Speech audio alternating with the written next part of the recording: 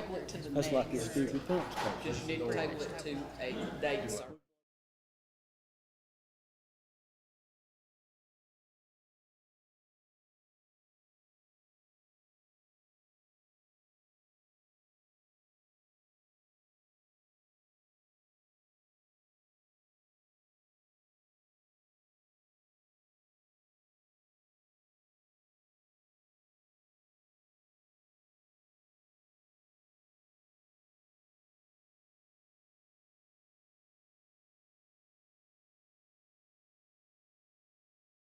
Call ourselves to order.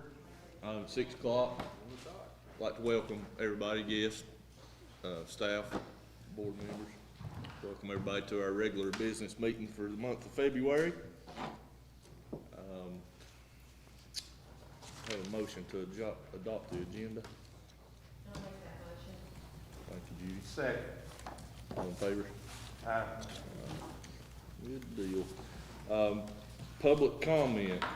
Joe Ventrisi with the Red Cross. How you doing, Joe? Good. Good evening, folks. Good to see you again. Just wanted to mention that next month, March, is Red Cross Month. And last year, we created a proclamation that the mayor signed with the Chad Ridge. So I'm hoping to do that again this year as we're up for that. And I'll just work with Chad, send me the information, and then you can put me on the agenda for next month. We can go through that. Yeah, there's a lot going on in Red Cross. Joe, would you mind just to explain to, since we do have a couple new board members since you were here last, what that consists of? Okay. Just briefly, if you don't mind. Just trying to highlight what the Red Cross does for the community. Karen and I are local Red Cross volunteers. We are your only, well, not only, there are a few other people that volunteer from time to time. But we're the face of the Red Cross for Yancey and Mitchell County. We do stuff in the 5 lines of business that the Red Cross has. We touch all of them, whether it's service to the armed forces, whether it's disaster action team members, whether it's blood services for donations. We hit everything for the most part. And I've talked a lot to the fire departments, but March is where the month that the Red Cross gets highlighted throughout the country. And we want to make sure Burnsville also recognizes the Red Cross. We're trying to do as much as we can in this community. My wife and I are busy trying to get the Red Cross name out there and do what we can to support the community. So this is a way to be able to do that in regards. And so that's what we'll work towards for next month. What I do also want to say right now is I think most people have probably seen the news about the blood shortage right now that the country is having. It is critical. And anything that we can do to donate ourselves or to get the word out, it would be appreciated. We have a Battle of the Badges in Asheville, 23rd of February. And the next blood drive here in town is Higgins on the 22nd of February. So if you can get the word out, get more people to sign up, that would be great. And we would appreciate that. Karen and I will be at both of those blood drives and trying to get people out to donate. So that's all I got, unless there's any questions for me. All right. Thank you, Joe. All right. Look forward to working with you all. Thank you.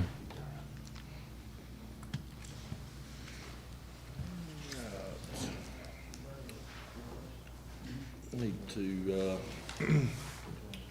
adopt the minutes for the regular meeting for January the 3rd and special meeting on January 10th. I'll make a motion that we approve the January minutes. Second. All in favor? Aye. Motion carries. Don't have any public hearings, correct, Heather? Yes, no hearings. All right, we'll move on to item number 5, the discussion of the brunch bill with Mr. James Keith and Chris Hall.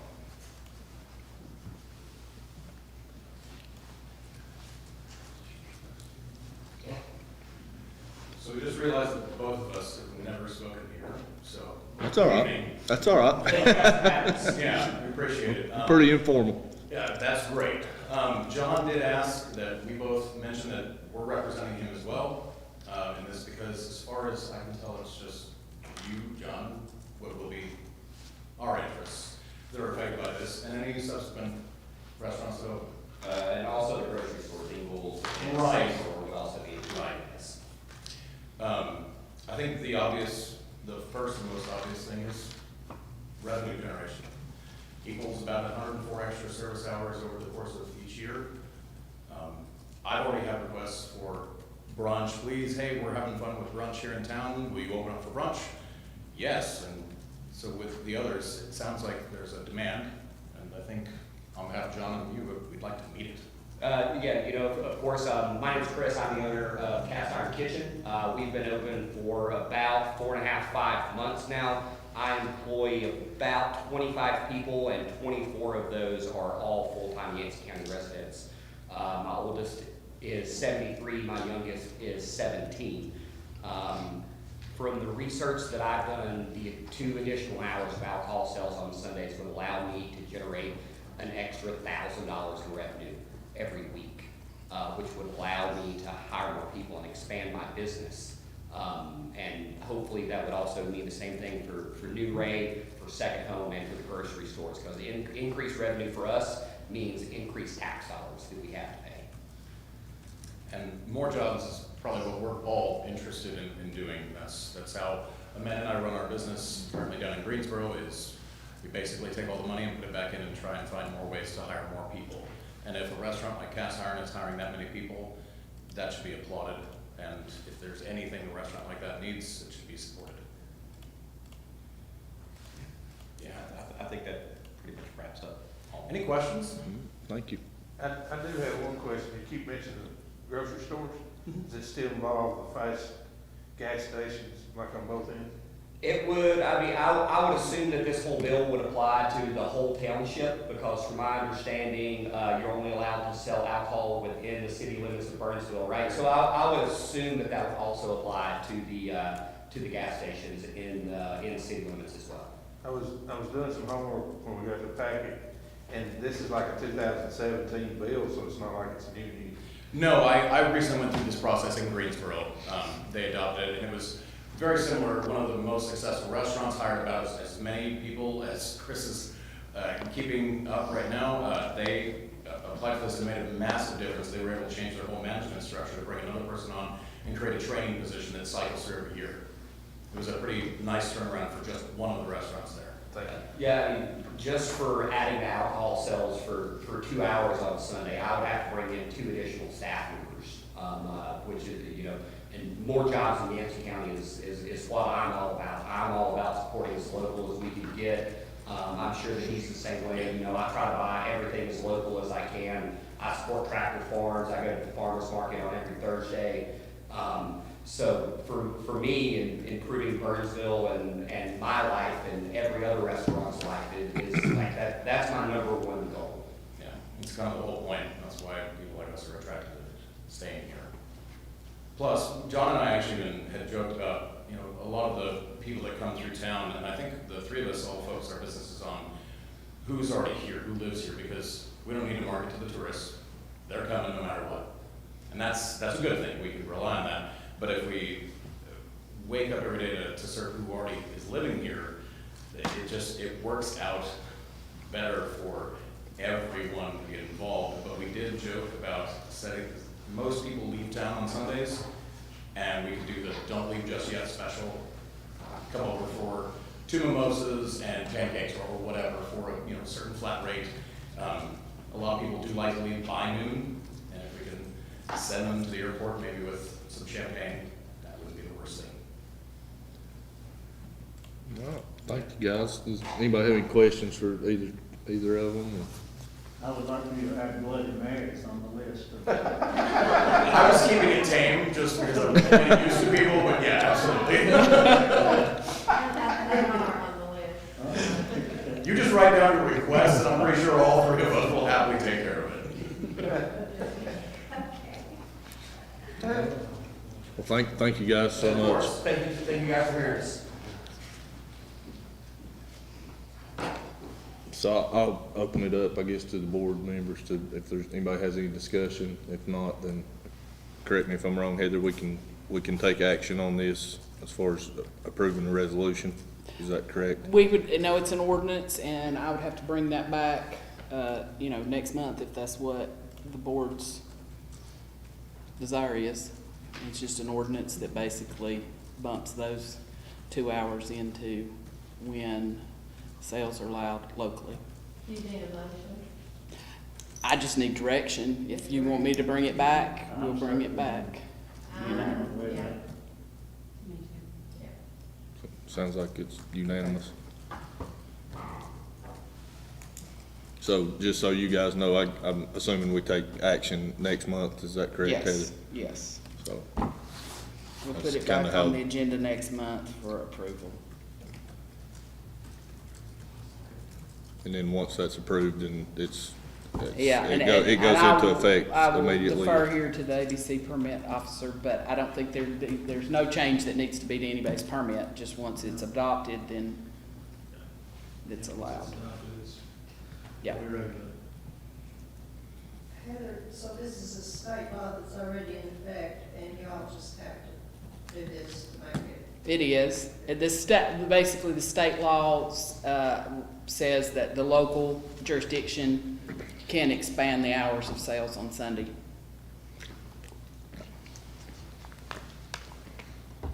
All right. We'll Yeah, move. don't worry, there was the blue law, right? Huh? Used to be the blue law. Same Did. thing. Did. Couldn't serve after 12. Yeah. Well, that's what it currently is in jurisdictions that haven't adopted this. Most places have. So, for the restaurant I industry. believe there's only 3 or 4 jurisdictions in the whole state that have approved that bill. Yeah.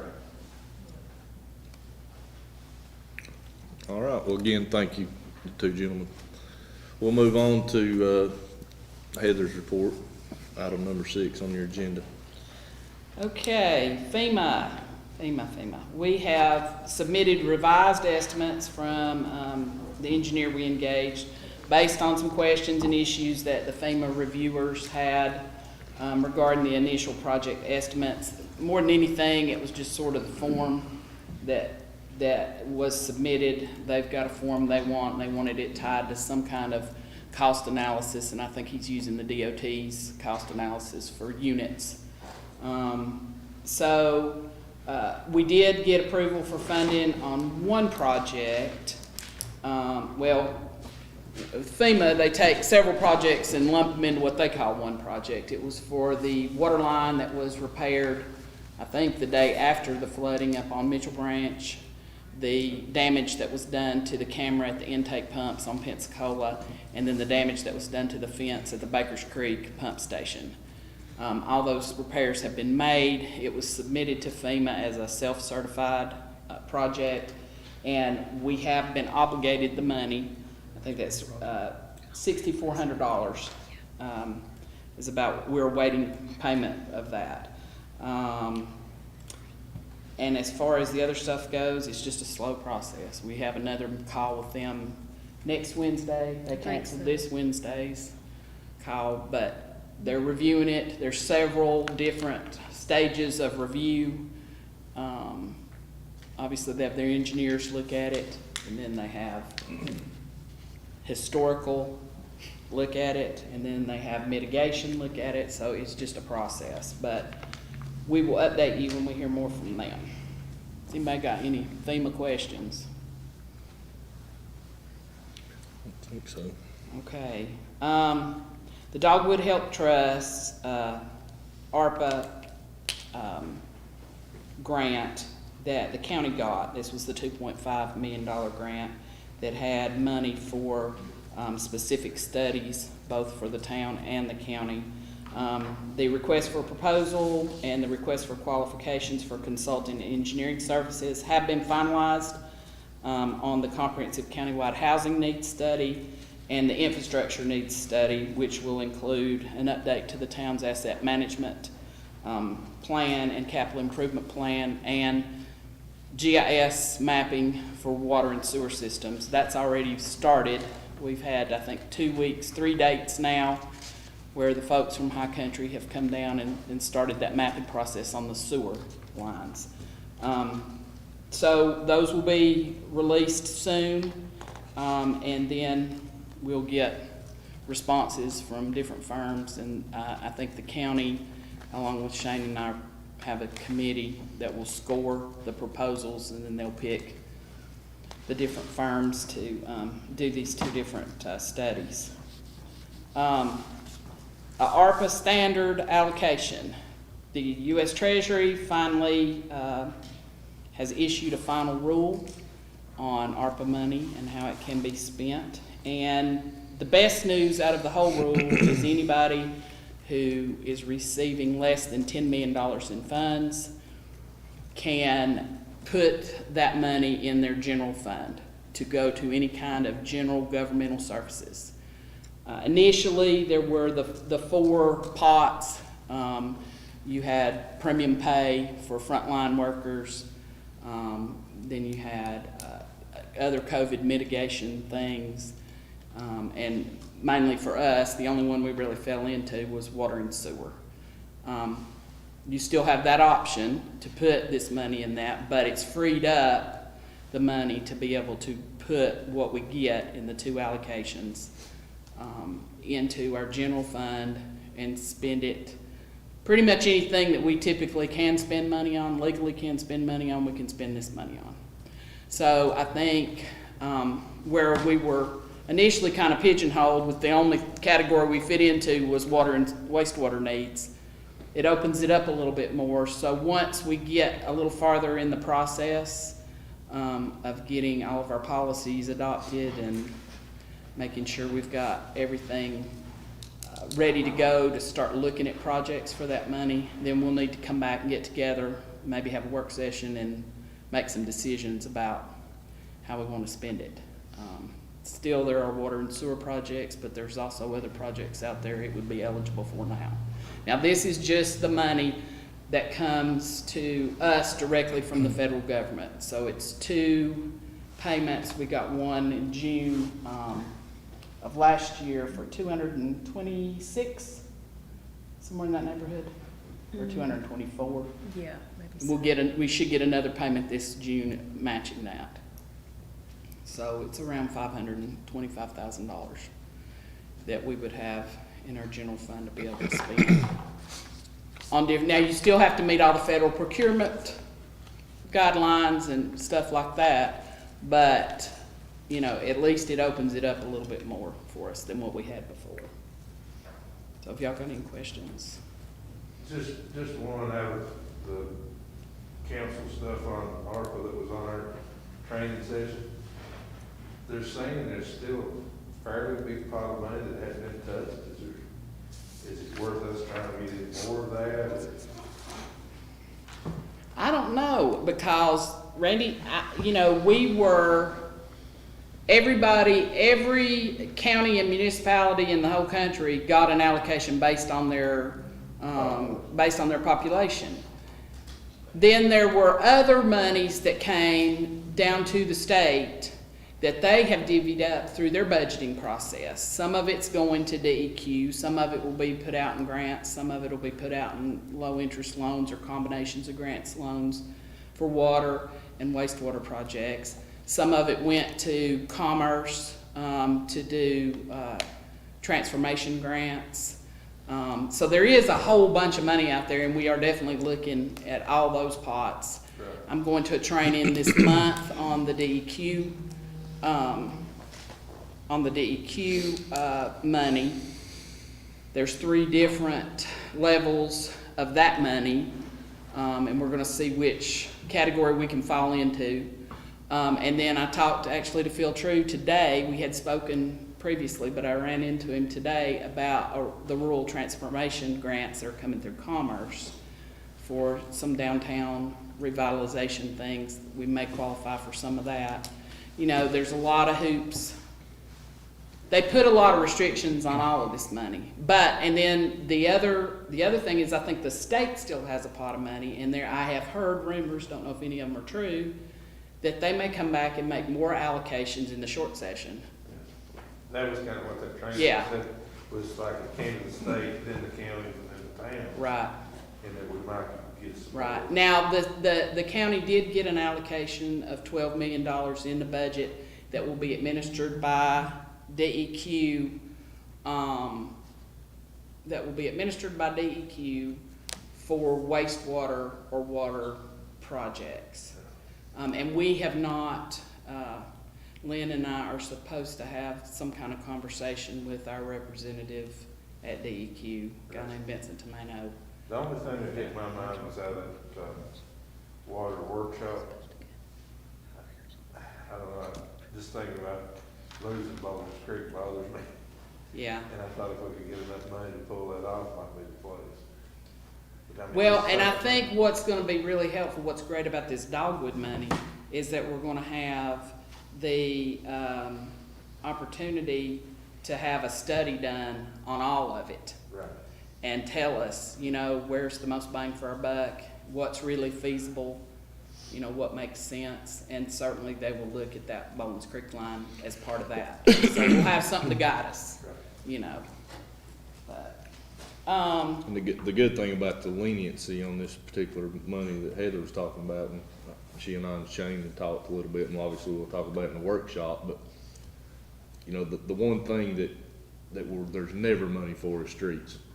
That's the one thing that there's never money for. There's money out there for water and sewer, but we'll talk about it obviously in our workshop, but that might be a way that we can get ahead instead of quit putting Band-Aids on these streets, maybe get ahead a little bit on some of that. yeah.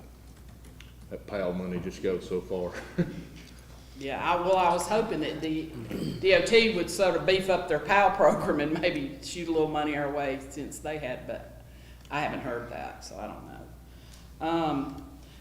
The next item is this allowable cost principles policy. So as I go through weekly, office hours with the school of government, you know, they are putting out policies that need to be adopted so that we follow federal procurement and federal spending rules, uniform guidelines of the federal government to spend this money. So it's sort of like we're getting everything in line so that when we're ready to go, we can spend the money. You know, the first thing you have to do is decide if your project is eligible under the guidelines for spending this money. We don't think we have any issues with those sorts of things. The next thing you have to do is analyze whether the money within the project, each and every item, is an allowable cost. So you have to go through this whole analysis of whether it's needed and it's reasonable and the price is the best price you can get. So I have prepared, based on what the School of Government gave us, this allowable cost principles policy, and we need to adopt that, so we'll have it in our chain of policies. If we ever get audited about this money, they can see, well, we adopted the policies we were supposed to, and we spent the money how we were supposed to. There will be more policies to come, but I'm just trying to do them as they talk about them and present them, and then I can prepare them rather than just a big blitz of them at one time. So there's several that they have not gotten to what the specifics are, but this is the next one, and I would need a motion to approve it. We have a motion to approve the allowable cost and cost principles policy. Second. All in favor? Motion carries. Thank you. All right, the next thing is CDC, not the health organization, but Civil Design Concepts, which is an engineering firm out of Asheville. They've been working with the county on their Little Leaf Farms project, and you know, we have partnered with the county where the town is applying. The county applied for the Golden Leaf Grant and has already been awarded $1 million for site work there. And then we have applied for an EDA grant, which is the Economic Development Administration, the U.S. Economic Development Administration, of $1.2 million, and another $300 million from the Appalachian Regional Commission, ARC.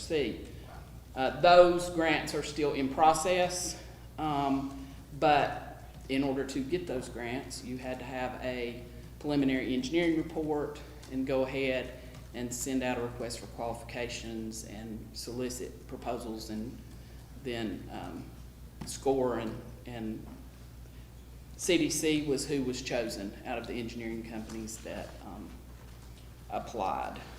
So if you recall, we have a memorandum of understanding with the county that, you know, anything that is not covered by a grant, they're gonna have to cover, including matches, but this would be a contract because we are the person submitting, we are the entity submitting the grant. It'd be a contract between the town and CDC, paid for by the grant. If we don't get the grant, there's obviously a provision in here that for convenience sake, we can end the contract. And then they can work with the county, you know, if they have to. But we feel confident about the grant. We feel good about it. We should hear late summer. And if the cost exceeds the grant, the county Yes, picks up that. if the cost additional exceeds. So cost. their cost for their scope of services on the whole project, and this is for the water line extension up there and I think a 200-foot sewer line extension from where it ends at the Quartz property, the old Hickory Springs property, up to the Little Leaf property, is $234,000.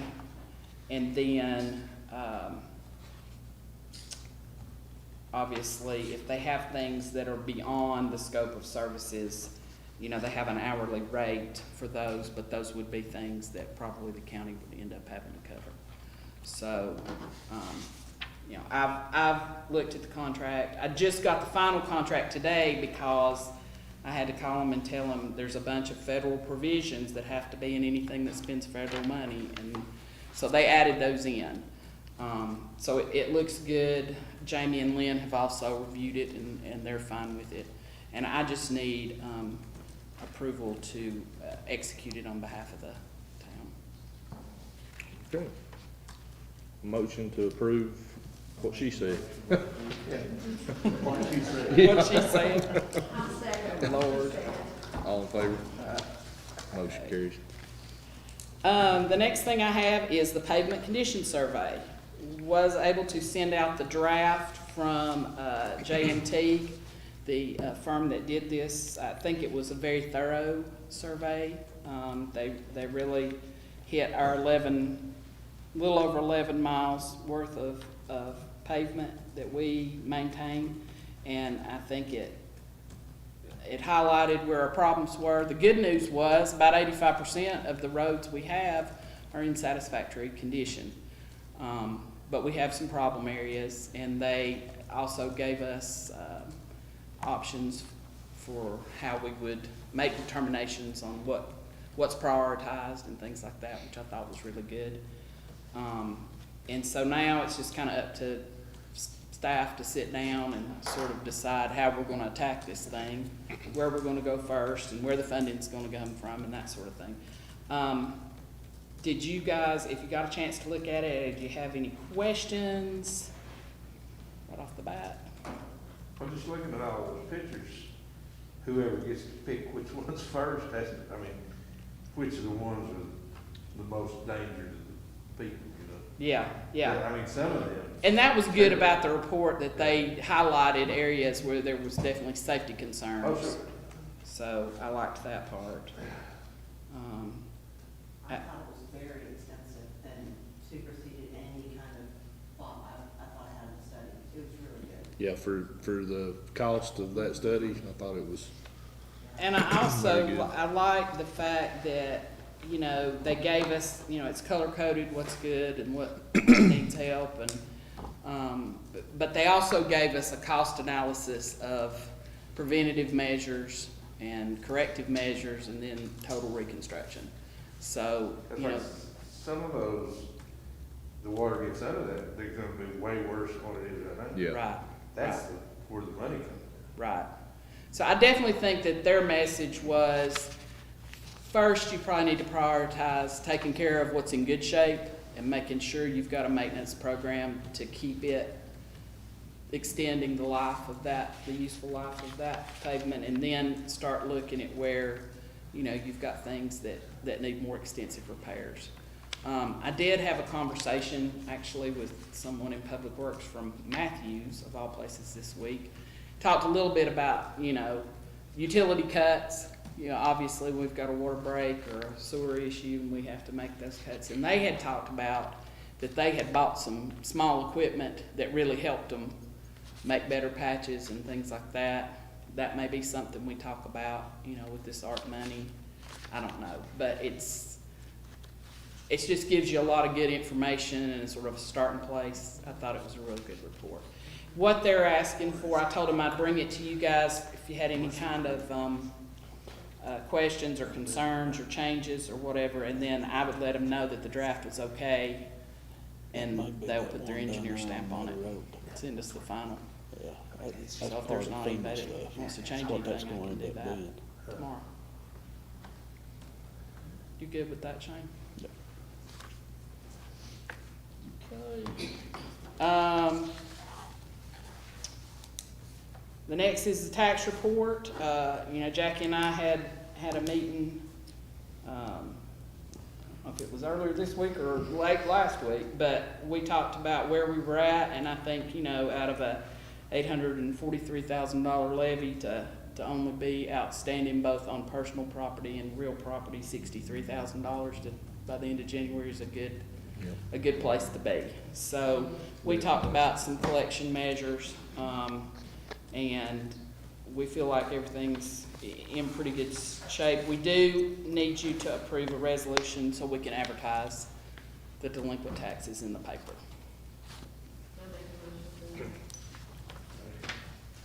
All in favor?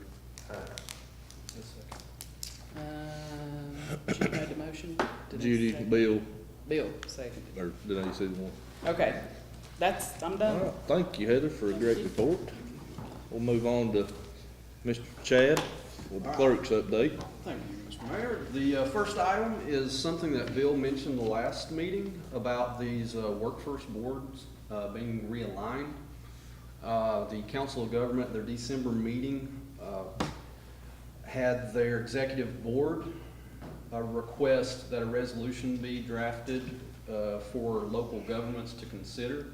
And this resolution would discuss supporting the 7-county workforce area as it is now.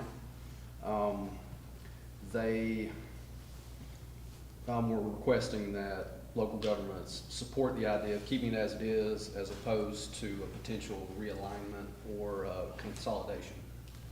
So if y'all would like us to move forward on that resolution, we can get a motion, we'll get that in the works. I'll make a motion that we approve that. Second. All in favor? Aye.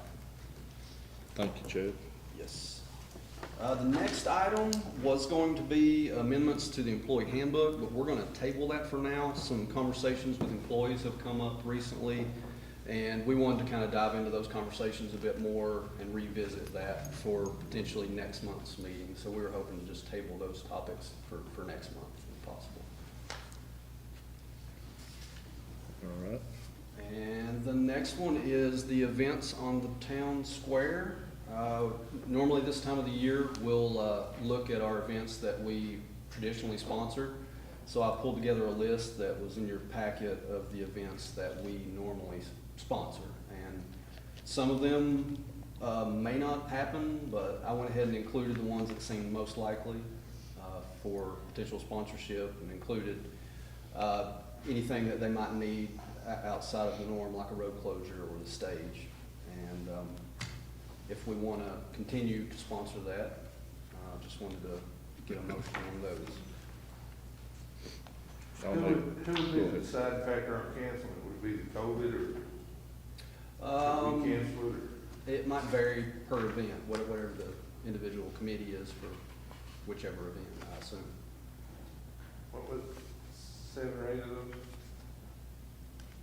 They're spread out over the year, I think. There's 6 total Six. on the list, yeah. There was another one that's just another packet for approval with the Christmas parade. That's a Right. packet that's been submitted, but it's not involved in sponsorship.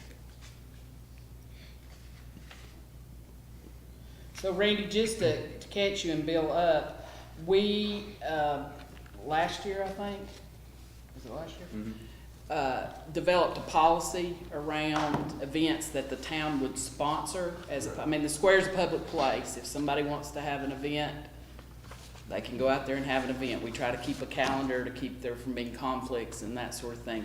But if there's a organization that wants the town to provide some type of sponsorship, which typically includes our use of our insurance for the event, then we have some criteria.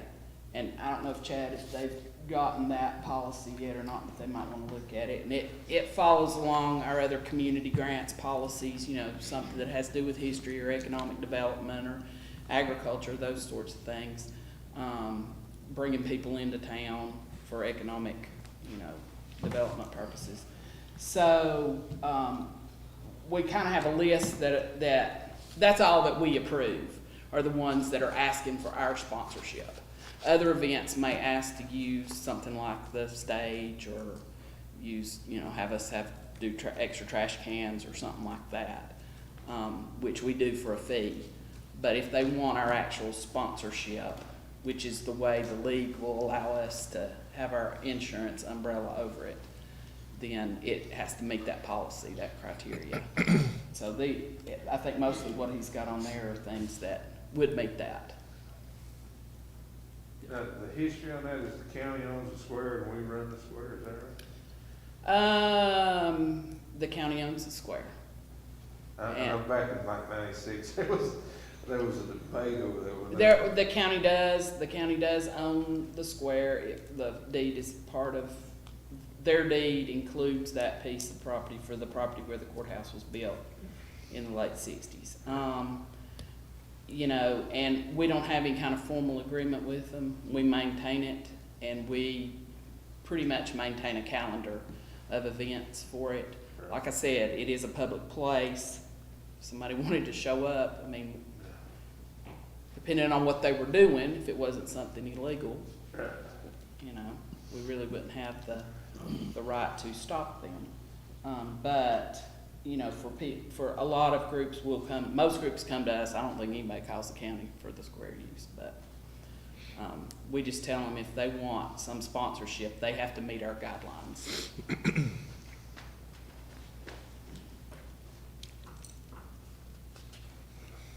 Any other discussion about that? I'll make that motion to approve that resolution. Or approve the events on the square, rather, I'm sorry. All in favor? Thank you. Thank you, Chad, for your report. Mr. Shane Dale, Public Works. Well, it looks like we have Pine Swamp wastewater treatment plant to talk about again. We've had, you know, we've got 2 plants down there, the 300,000 and the 500,000. Well, the sweep on the 500,000 plant has went out, and which that is basically the heart of the plant.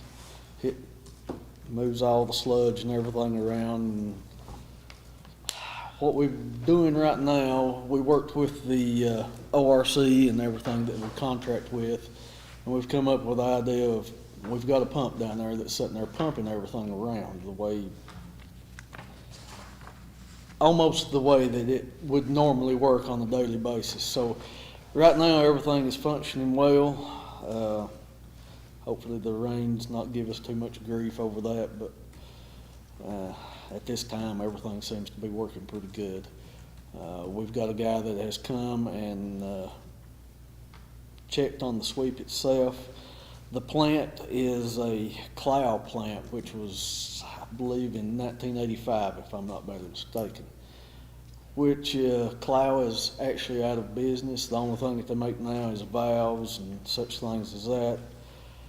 So we're trying to find a gear drive which works the sweep. That is actually what's broke, is the gear drive.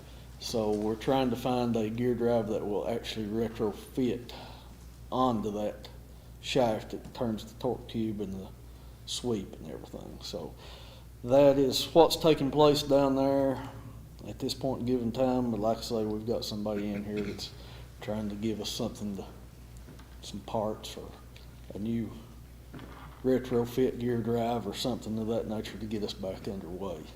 Have they give you any kind of ballpark time frame, Sean? He has not really until, the big kicker with all this mess is the COVID bit. It's a guessing game, you know. Basically, if we do a retrofit type deal, it's almost like it's on the shelf type thing if it's actually there. I mean, you know, it's not like it's going to be a handmade gear or anything of that nature. So the timeline should be a whole lot less than what it was previously on the 3 plant getting that gear drive and everything. It was like a, if I'm not badly mistaken, it was like a 12-week turnaround on it or something. So I wouldn't think that we'd have that type of timeline on this. I would think maybe he did give me something like maybe 3 or 4 weeks and we'd be back up and going good. But other than that, the only other thing we've been doing is, of course, trying to remove some snow and all that good stuff. And we've got a couple of other little issues. We've got a water leak out there that's kind of giving us grief right now that we've not found. And if you see any water running down the road anywhere, we'd really like to know about it because we've not found. Well, we don't know. That's the thing. At least it's not from Cane River Bridge out. But that's what I was doing up until just a little bit ago, trying to run around and read some of these radio read meters to see if it possibly could have been somebody's house that they're not living in or something. Because we've not found anything so far, but it's hard to find anything right now with the snow melt and the rain. It's just a nightmare. So.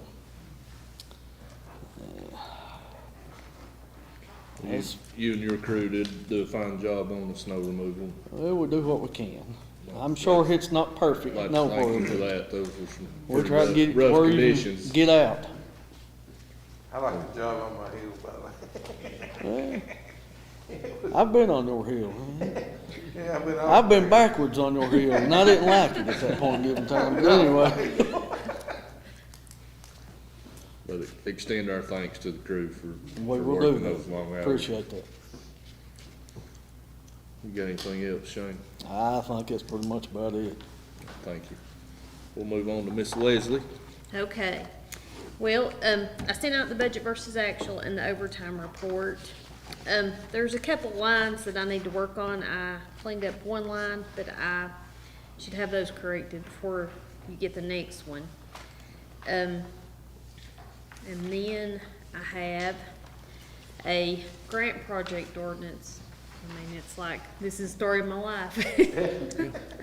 So, I don't know if you guys know, but we're, well, I know Heather told you that we're getting the CDBGI grants, and one's smaller and one's larger, but this is the smaller one for the administration and the preliminary stuff.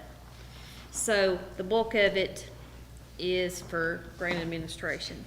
But the bottom line has not changed. There was the environmental review needed $5,500 more, so we took it out of the grant administration line and added it up here to the environmental review. It'll be fine. It just needed to work that way, and my project ordinance needs to match the expenses as it goes along. And does anybody have any questions? You need a motion to approve that I one. do, please. I have a motion to approve the project ordinance amendment to the sewer interceptor planning grant. I'll make a motion that we do that. Randy, everybody in favor? Thank you. Okay. Then we'll move on to the budget amendment. I think this front page is easier to follow, but the written explanation is attached. The first line under the revenues adjustment is miscellaneous revenues. Chad sold the old Explorer the police department had and got $1,106. And Brian's been working on his four-wheel drive and had to do some work and maintenance on his vehicles. So we're increasing the expenditure line by the same amount for that. Then the second line here, this miscellaneous revenues on the 30, the $12,750. There was a bus that had a little incident at the water plant, and backed into Pup House. Is that what you got? Yeah. So this is to recognize the insurance check, and then same thing down here in the expenses. It's to allocate the money there to get the building repaired. So that's the nitty gritty of it, and the words are behind this page. I need a motion to approve that as well. I'll make that motion. Second, Mr. Mayor. All in favor? Okay, and then we move on to the audit contract. Sharon sent, and we sent out in the packet, Chad did for you to all review. It's at $21,750. It was at $20,000, and I think she's increased it to do a single audit. Anytime you get federal money over like $250,000, you have to do a single audit that goes directly into the clearinghouse. But that's a little more work. But in that, looks like she's included Kristen comes and does some cleanup and prepares the financial statements now, since that's what the LGC requires. But does anybody have any questions about it? Like I said, I looked on just a small history lesson on, is it just who we've used forever, or do we bid that out each year? Well, we've used her for the past 10 years. Before that, we had Cody McKinney, and then we've had, who was it? Chris Hughes. Yep, Chris Hughes. I would say that's the best presentation I saw, every one of them was. Yeah. Yeah, She was smooth. she does a good job. She does a really good job. She's really, she's very helpful. She's, easy to work with. And she does a lot of them for her, for her size. Just the ABC of it. Yeah. She did do she does Bakersfield, she does Mitchell County. I think she's letting go Avery County because that was her biggest one, she said, and it just was too much. She does Seven Devils, all kinds of them. She has really good, we got a copy of her peer review, and, she passed that with flying colors. Yeah. Well, sure. Precise. So, So need a motion to approve the Approve. audit contract for yes, please. fiscal year 21-22. Yeah. Is that set up for Russell's signature? I think Russell and maybe me. Yeah. Yeah. Thanks. Is that okay, Randy, or you have any more questions? Okay. History. Yeah, that's fine, but she's real good to work with. For somebody's gonna ask me how that happened. Oh. Yeah, yeah.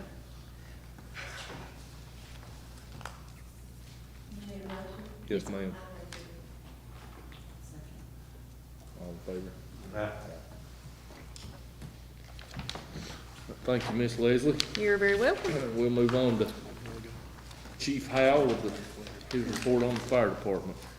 Thank you, Mr. Mayor. You have the monthly update from the fire department. We had 43 calls this past month, and the number of structure fire calls was up quite a bit in January, which is to be expected after over the heating season. Most unfortunately were outside of our district. We had one in our district, 5 outside, but it's unfortunate when anybody has a structure fire in this kind of weather. But we were able to take care of all of those, I think. Some of them were total losses, some of them were not. But just remember those folks when you're thinking about the people being in the cold and out in the weather.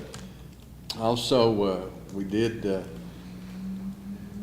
get the North Carolina Forest Service volunteer fire department grant this year, which allowed us to get some new radios for portable radios for our trucks, and I've got those in and installed them yesterday in 3 of our trucks that are out the most. So we've got some new walkie-talkies in those, and I've ordered 8 new pagers just to have on hand, and the grant itself was a matching grant, dollar for dollar, in the neighborhood of about $9,000, I think, total. So we'll pay a little over $4,000 in the match for that. So that was helpful. Also, we completed the air pack testing this week and went through all the air packs, had all them certified as fit to be used, and we always have to replace some air bottles. We have, for the past few years, used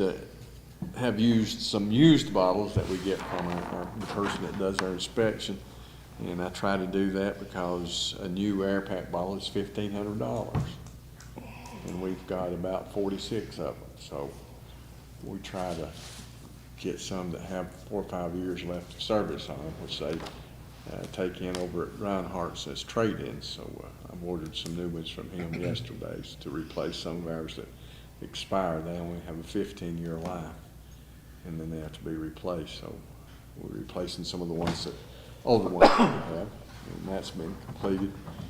And that's about all that's happening, trying to keep things going.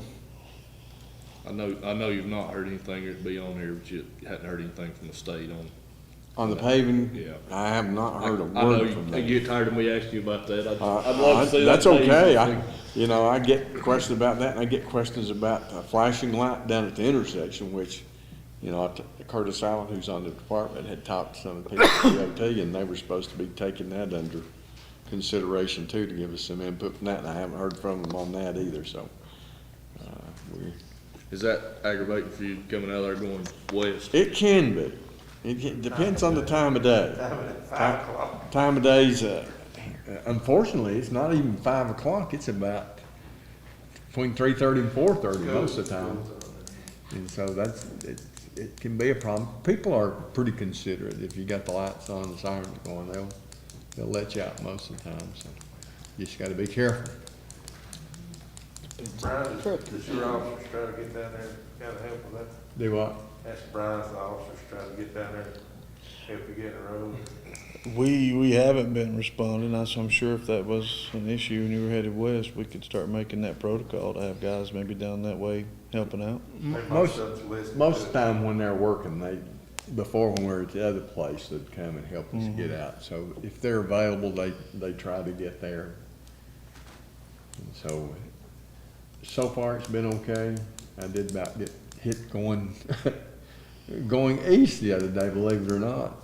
I pulled out, and some guy switched lanes to come behind me in the lane I was turning in, instead of staying where he was. So How are those activated, like the one that Burleson Hill over there at Spruce the Pine? ones over there, I think they actually have a switch inside the station that they hit, and it kicks that light on for a period of time. Right, 5 minutes or Yeah, however and long it takes you to get out. Newdale has those, just the flashing lights beside the road down there with signage. I think they have a switch inside that they hit, and it activates those flashing lights for a period of time. There's a couple different ways they do that. One of them is to have the button inside you push. Others, some of them are activated by the siren on the truck, in some locales. But if it's like most of the things that the state does with flashing warning lights of that nature, we'll end up having to pay for them. They'll put them up, and then we'll have to maintain them. That's the way they usually do that stuff. So. If it helps you get out and keep somebody from running into you, it'd probably be worth it. It would for sure. be, but like I say, Curtis approached them, and I haven't heard anything back from them yet. So. Good deal. Thank you for your report. No. Chief Buchanan with the Police Department. Thank you, Mr. Mayor. I passed out our activity report. Of course, January's only a little slower month as far as call volume, usually with snow and everything else, but we've dealt with that with our aforementioned four-wheel drive that we had fixed again. But other than that, again, I would make mention of this, we have replaced a lot of those rear-wheel drive vehicles with the snow that we had. We actually only have 2 currently still in service that are just rear-wheel drive vehicles. So that's taken a lot of load off of that four-wheel drive, of it having to be driven as much. We do still have 2 in service that are rear-wheel drive, but those others, the all-wheel drive cars, as long as they're not having to push any snow, seem to do pretty well. So, and when our last vehicle we bought was a Durango, and it did well in the snow as well. Are the 2 rear wheels next up? I mean, as far Yeah, as that'll be the in next schedule? next two that are due to be replaced. They are. Police department wise, that's really all I have. I'll move on to Ryan, zoning. you got those on like a rotation? What, the cars? 3-year lease or something?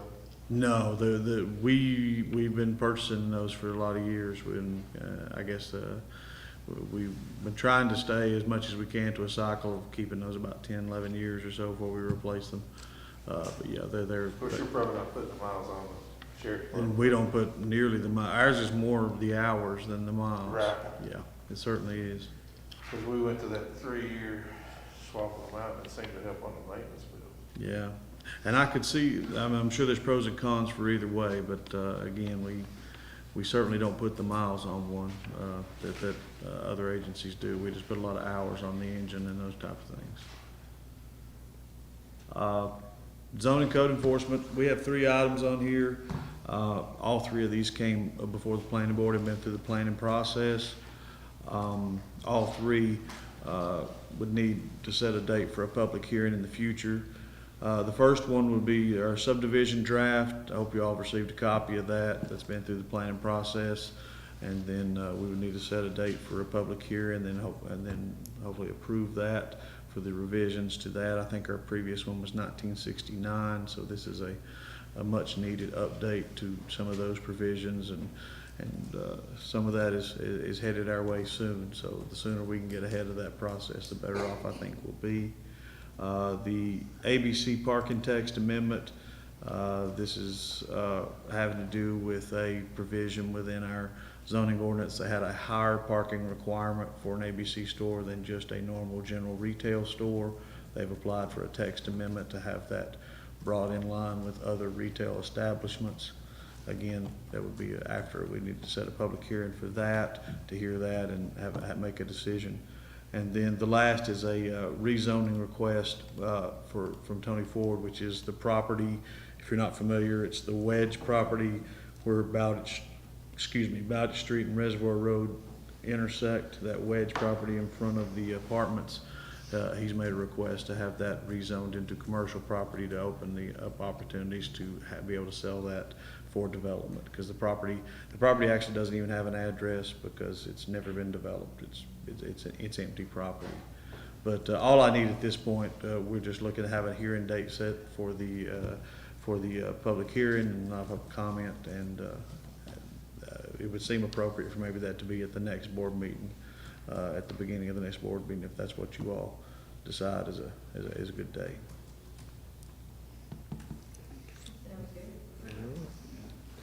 So we can make one motion for all 3 of those? I think so, just to set the public hearings for those 3. I have to abstain from anything that has to do with ABC. No, I'm gonna think for setting the date. Not for setting the date, for a public hearing. Yeah. All right, so we have a motion to set a date for March 3rd. I'll make that motion. All in favor? Aye. Thank you, Chief. That's all I have. We're gonna do that at 6 at the first of the meeting. Well, no, we just have it on our agenda, so it'll just be noticed that it'll be at the regular meeting on March 3rd, and it'll be the 4th on our, yeah. No, it's usually after the Yeah. And we'll handle the, Adoption there'll be some minutes. especially with the zone rezoning, there'll be some notification. There'll be notifications. in the Adjoining paper. property owners, those types of things. We'll handle that over the next couple of weeks to make sure all that's took care of, newspaper advertisements and such. All right, moving on to Mr. Corbin with the town center update. So, like always, things are going pretty good at the moment. Still staying consistent in some of our smaller events. I had a few larger events canceled, but some of them throughout the year, in October, we have some that are still holding true, wanting to keep their date for now. Hoping, like Real Fest, Luther Fest, hoping that those are still going to pull through, we hope. With February, we have 18 17 events scheduled so far, this week and next week. Not a lot's going on, but towards the end of the week, it really opens up a bit. Not really a whole lot to report on. Things are going good over here for the most part. Let's see. I don't really have a whole lot for you guys. Sorry about that. Do you guys have any questions for me?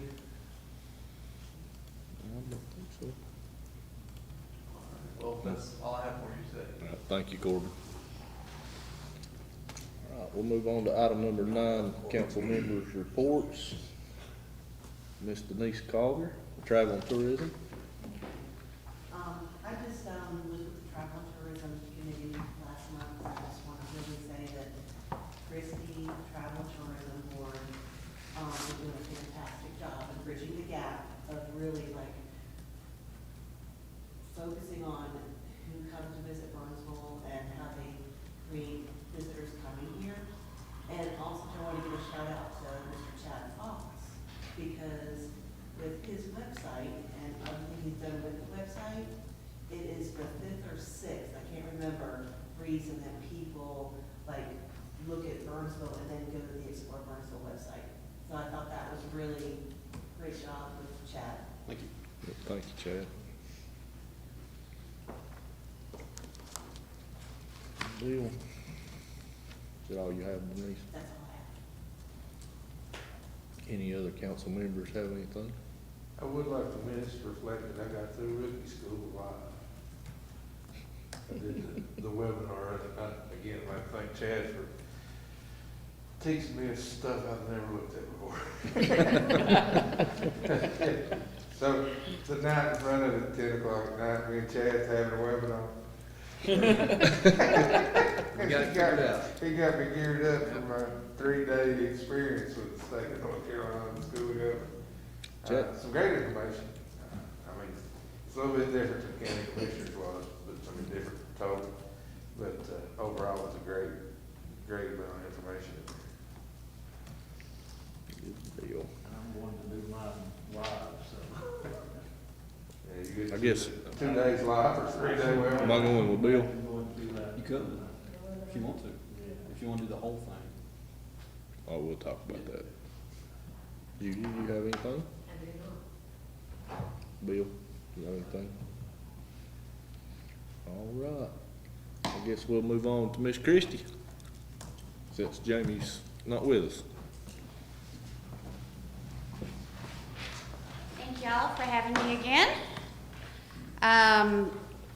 As Denise said, the chamber's been busy with a visitor center.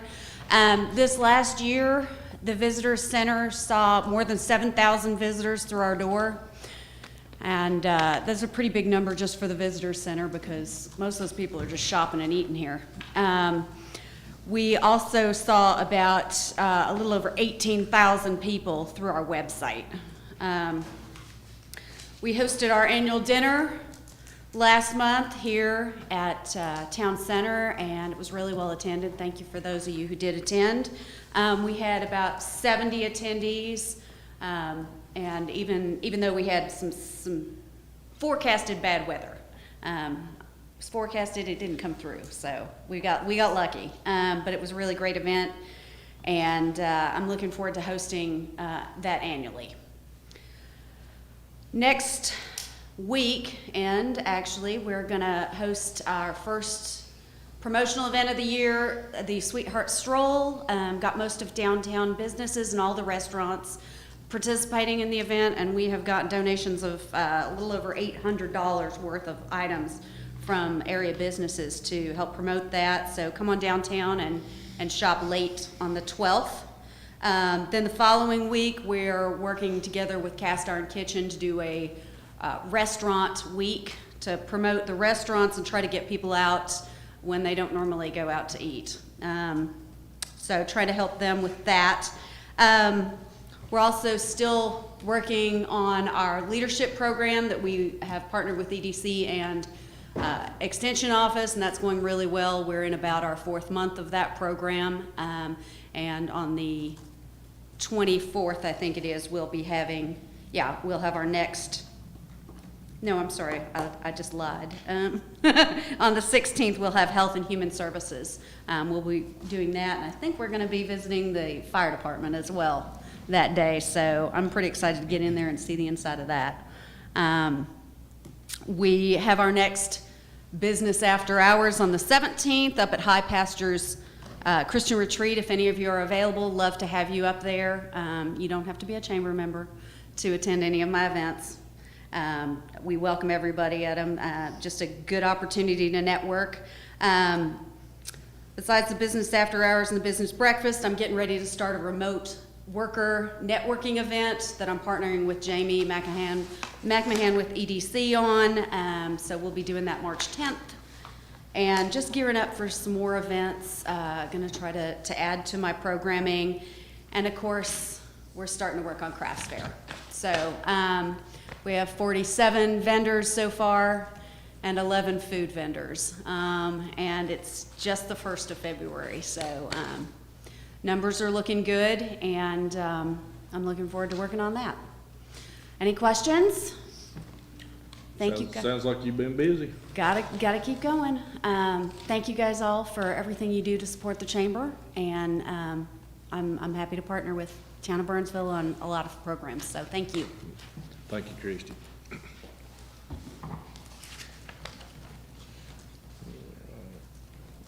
We don't have anything from the High Country. You don't have anything to report on, do you, from them, so. And we don't have any closed session. No, sir.